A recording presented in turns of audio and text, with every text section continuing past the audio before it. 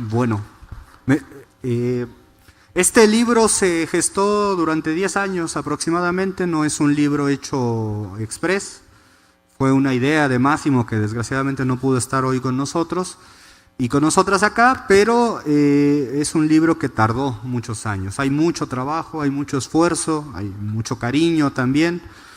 Y bueno, voy a ser sintético. Antonio Gramsci fue un pensador italiano de la primera mitad del siglo XX, murió en 1937 y a partir de su muerte se volvió uno de los referentes para pensar la política moderna. De ahí a cómo llega y cómo es parte de nuestras discusiones comunes, aunque no lo sepamos, pues hay un trayecto que este libro quiere explicar. Cuando en las mañaneras el presidente refiere a los intelectuales orgánicos, refiriéndose a las mafias de nexos y letras libres, está colocando a Gramsci en el discurso público. Cuando los opositores a la Cuarta Transformación toman la bandera de la sociedad civil, están refiriendo de alguna manera al pensamiento de Gramsci. Gramsci está entre nosotros cuando hablamos y nosotras cuando hablamos de política, cuando hablamos del poder, cuando hablamos del gobierno, cuando hablamos de las ideas. Y el libro lo que trata es de rastrear ese largo trayecto durante más de un siglo. Imaginen ustedes un personaje que buena parte de su vida intelectual la pasa en la cárcel. Y sin embargo, ese personaje que escribe en la cárcel, acordándose de las citas que leyó de joven de memoria, reflexionando sobre una realidad que no puede ver en ese momento porque está encarcelado, se vuelve el gran referente durante los años 60, 70, 80 y, como apuntaba Diana, sobre todo en los últimos 30 años.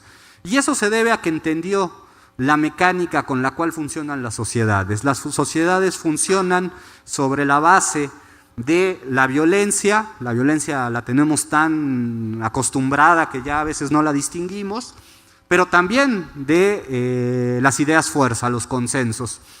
México es un país gramsciano sin saberlo. Nosotros vivimos un siglo de una forma política, esa que asociamos con el nombre del PRI, que fue hegemónica. A las generaciones pasadas, a los bisabuelos, a los abuelos, a los padres, los golpeaban y los premiaban al mismo tiempo. Los metían a la cárcel, a los ferrocarrileros en el 59, pero también les daban seguridad social y trabajos más o menos estables. Era al mismo tiempo la fuerza y el convencimiento. México es un país que vivió bajo esa idea hasta la llegada del neoliberalismo, justamente. Y el neoliberalismo trajo otras formas del consenso y del golpeteo, ¿no? ¿Se acuerdan ustedes cuando nos vendían la idea del aeropuerto moderno en Texcoco, que era un gran negocio en realidad, y al mismo tiempo golpeaban a la gente que se oponía a ese proyecto? Es muy similar, quizá no tan estable como lo fueron los 60 años anteriores. Es decir, nosotros podemos leer la historia de nuestra nación desde el mirador. Por eso no es casual que en 1942 un grabadista, Leopoldo Méndez, México tiene dos grandes tradiciones artísticas, ¿cierto?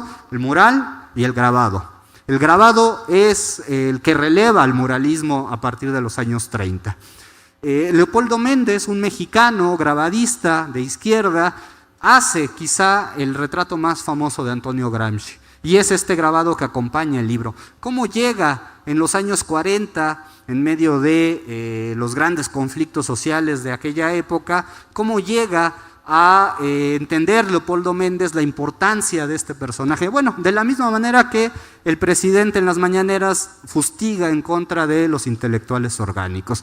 Es decir, Gramsci es importante no por Gramsci, sino porque la realidad social, política, de las sociedades se mueve en una dirección. Y esa dirección le ponemos el nombre, le ponemos para entenderla el nombre de Gramsci. Ustedes abran, antes se decía abran el periódico y abran la página web o el app del periódico y van a ver palabras como hegemonía, como consenso, como sociedad civil, como intelectuales orgánicos. Y todo ello se lo debemos a este personaje italiano que desde una cárcel escribía en unas condiciones muy adversas. La Italia de Gramsci, la Italia de principios del siglo XX se parece mucho a México, se parecía mucho a México. No solo por las banderas que son muy parecidas y porque nosotros tengamos una plaza Garibaldi que haga honor al gran independentista unificador de la nación italiana, ni porque un presidente o un líder político importante de ese país se llamara Benito, bueno, no era Benito Juárez. No es por eso que se parecen México e Italia. México e Italia se parecen porque son sociedades divididas geográficamente.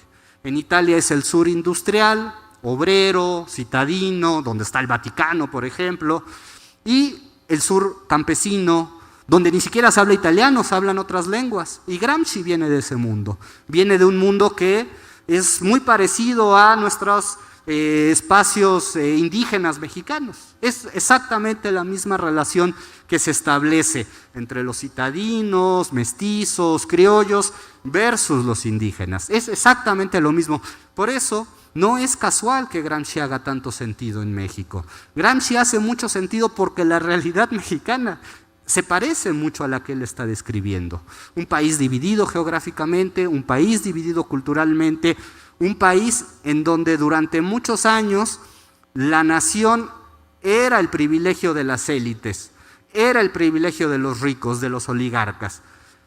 ¿Cuándo Gramsci aparece? Cuando la nación se conforma a partir de los grupos populares, de los campesinos, de los obreros, de las amas de casa, de la gente del campo, de la gente que trabaja incansablemente en este país. De la misma manera, por eso la referencia que hacía Víctor a lo nacional popular. ¿Quién es la nación? Esa es la pregunta de Gramsci en Italia. Y es la pregunta de las y los mexicanos en este siglo. ¿Quién es la nación? ¿El PRI? ¿El presidente? No, la nación somos el pueblo, que podemos escoger temporalmente un liderazgo político. Y ahí está, en Palacio Nacional, ¿no? Es exactamente la misma operación que Gramsci hizo hace un siglo ya, casi un siglo. Les queremos invitar a nombre de Máximo y de Diana Fuentes, que fueron los coordinadores de este volumen, que no pudieron desgraciadamente estar con nosotros el día de hoy. Les queremos invitar. Gramsci está entre nosotros, no con el nombre de una calle, no como el nombre de una plaza, hasta donde sé, ni en la universidad hay una sala Antonio Gramsci ni nada por el estilo. Pero está porque la realidad política y social de este país, y más en un momento como el que estamos viviendo, se mueve en el tenor de sus ideas, ¿no? El libro, insisto, y esto sí me parece importante, no es un libro hecho express, ¿no? Como son los libros académicos ahora, donde uno junta ensayos de los amigos y rápido. Es un libro con idea, que tiene un principio organizador, que tiene una intencionalidad política también, y que lo hicimos con mucho gusto y mucho cariño. Nos tardamos mucho, como 10 años, pero bueno, salió, llegó, y queremos agradecer a nombre de mis colegas aquí en el panel, queremos agradecer primero al esfuerzo de la Brigada para Leer en Libertad, la Brigada para Leer en Libertad que sostiene esta feria. Ya los extrañábamos.